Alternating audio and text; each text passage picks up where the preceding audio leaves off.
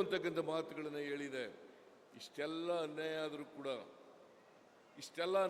ಕೂಡ ದ್ವೇಷದ ರಾಜಕಾರಣ ಮಾಡಿ ಮಲ್ತಾಯಿ ಧೋರಣೆಯನ್ನು ತೋರಿ ಕರ್ನಾಟಕಕ್ಕೆ ದೊಡ್ಡ ಅನ್ಯಾಯವನ್ನ ಕೇಂದ್ರ ಸರ್ಕಾರ ಮಾಡಿದೆ.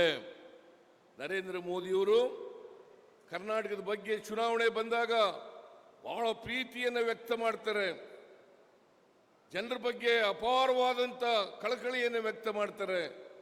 ಆದರೆ ಅವರು ಯಾವತ್ತೂ ಕೂಡ ಪ್ರವಾಹ ಬಂದಾಗಲಿ ಬರಗಾಲ ಬಂದಾಗಲಿ ಕರ್ನಾಟಕಕ್ಕೆ ಬಂದು ಕರ್ನಾಟಕ ಜನರ ಕಷ್ಟ ಸುಖ ಕೇಳ್ತಕ್ಕಂಥ ಪ್ರಯತ್ನವನ್ನು ಮಾಡಲೇ ಇಲ್ಲ.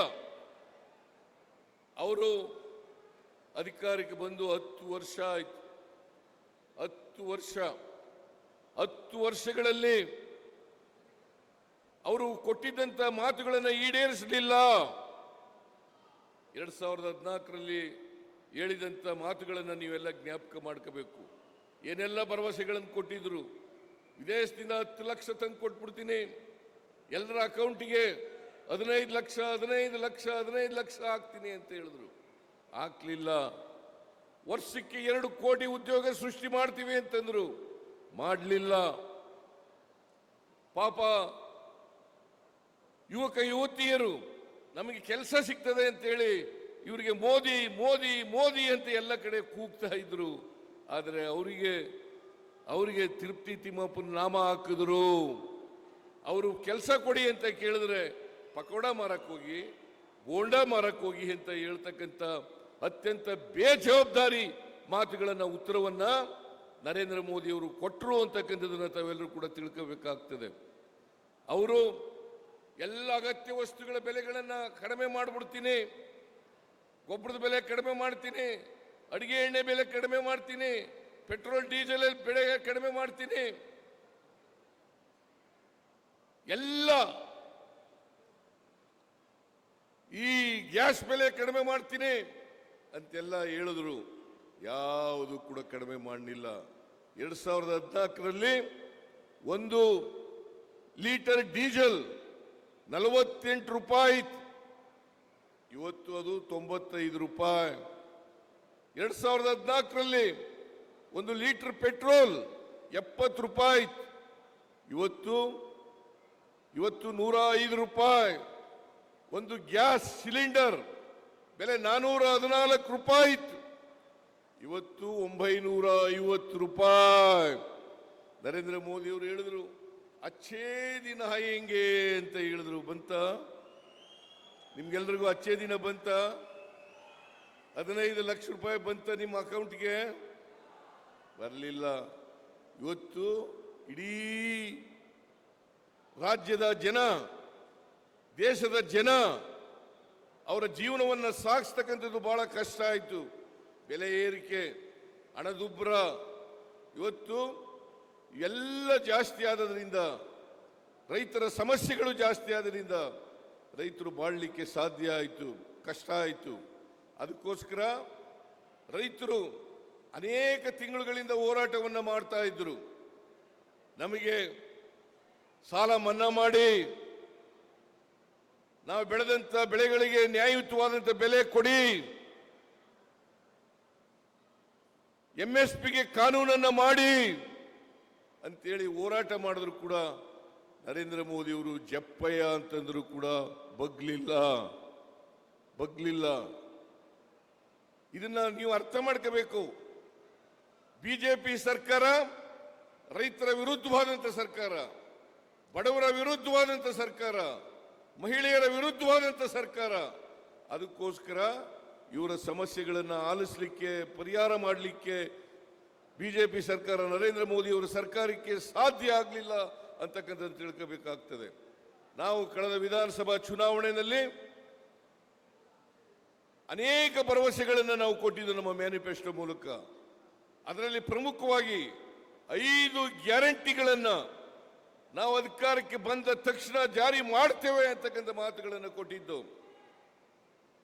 ಅವುಗಳಲ್ಲಿ ಶಕ್ತಿ ಯೋಜನೆ ಒಂದು ಗ್ಯಾರಂಟಿ. ಶಕ್ತಿ ಯೋಜನೆ ಅನ್ನತಕ್ಕಂಥದ್ದು ಗ್ಯಾರಂಟಿ. ಇವತ್ತಿನವರೆಗೆ ಸುಮಾರು 200, ನಾವು ಅಧಿಕಾರಕ್ಕೆ ಬಂದ ಮೇಲೆ ಜೂನ್ 11ನೇ ತಾರೀಕು ಇದನ್ನು ಜಾರಿಗೆ ತಗೊಬಂದು ಅವತ್ತಿನಿಂದ ಇವತ್ತಿನವರೆಗೆ ಸುಮಾರು 200 ಕೋಟಿ ಮಹಿಳೆಯರು ಉಚಿತವಾಗಿ ಬಸ್ನಲ್ಲಿ ಪ್ರಯಾಣ ಮಾಡಿದ್ದಾರೆ. ಉಚಿತವಾಗಿ ಆ ದುಡ್ಡೆಲ್ಲ ಅವರಿಗೆ ಉಳಿತಾಯ ಆಗಿದೆ. ನಾನು ಮೊನ್ನೆ ಅರಸೀಕೆರೆಗೆ ಹೋಗಿದ್ದೆ, 4-5 ದಿನಗಳ ಹಿಂದೆ. ಅರಸೀಕೆರೆಯಲ್ಲಿ ಒಬ್ಬ ಹೆಣ್ಮಗಳು ಕೆಳಗಡೆ ನಿಂತಿದ್ಲು ಹೂನಾರ ಹಿಡ್ಕೊಂಡು. ನಾನು ಭಾಷಣ ಮಾಡಿ ಕೆಳಗಿಳಿದ ಮೇಲೆ ಆ ಅಮ್ಮನ ಬಳಿಗೆ ಹೋಗಿ, ಯಾಕಮ್ಮ ನೀನು ಹೂನಾರ ಹಿಡ್ಕೊಂಡಿದ್ದೀಯ ಅಂತ ಕೇಳಿದೆ.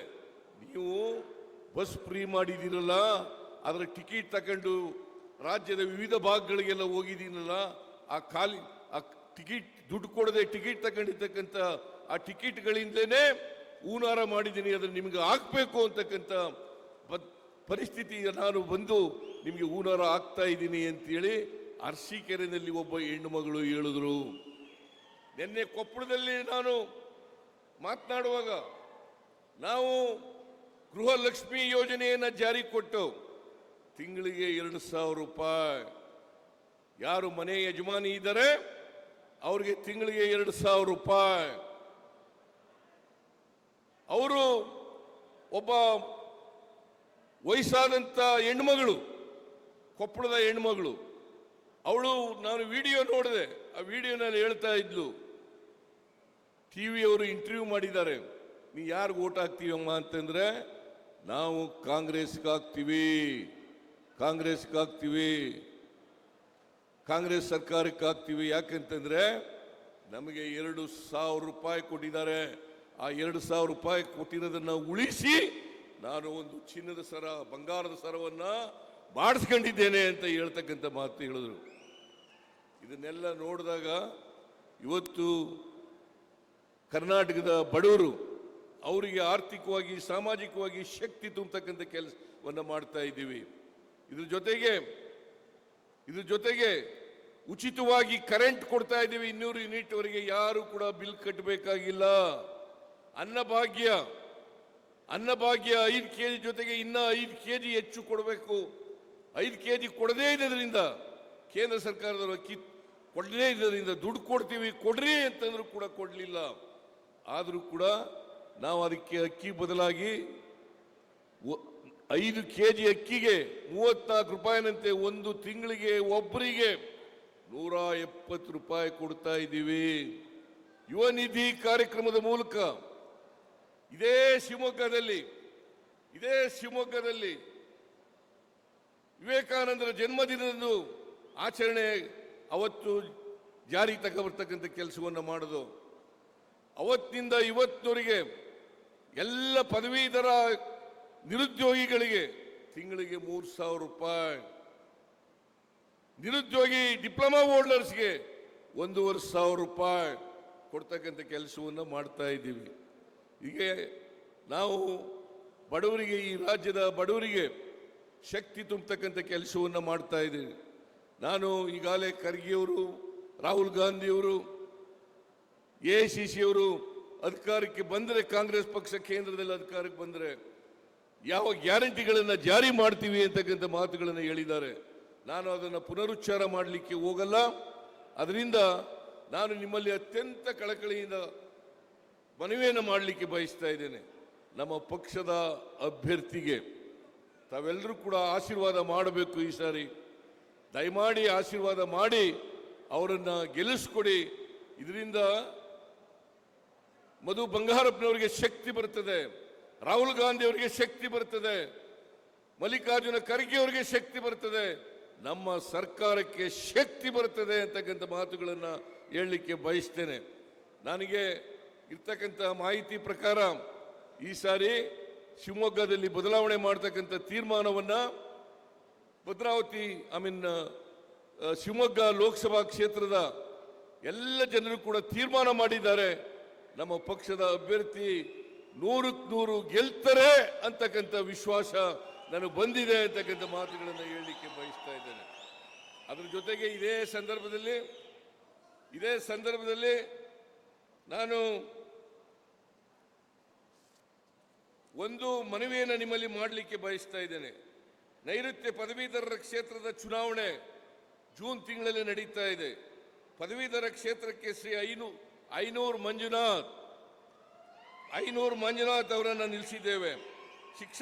ಶಿಕ್ಷಕರ ಕ್ಷೇತ್ರಕ್ಕೆ ಕೆ ಮಂಜುನಾಥ್ ಅವರನ್ನು ನಿಲ್ಲಿಸಿದ್ದೇವೆ. ದಯಮಾಡಿ ಅವ್ರಿಗೂ ಕೂಡ ಆಶೀರ್ವಾದ ಮಾಡಬೇಕು ಅಂತೇಳಿ ನಿಮ್ಮಲ್ಲಿ ಅತ್ಯಂತ ಕಳಕಳಿಯಿಂದ ಪ್ರಾರ್ಥನೆ ಮಾಡಿ ನಮ್ಮ ಅಭ್ಯರ್ಥಿಯನ್ನ ಗೆಲ್ಲಿಸಲೇಬೇಕು ಅಂತೇಳಿ ನಿಮ್ಮಲ್ಲಿ ಪ್ರಾರ್ಥನೆಯನ್ನು ಮಾಡಿ ನನ್ನ ಮಾತುಗಳನ್ನು ಮುಗಿಸ್ತೇನೆ. ಜೈ ಹಿಂದ್, ಜೈ ಕರ್ನಾಟಕ, ಜೈ ಕಾಂಗ್ರೆಸ್.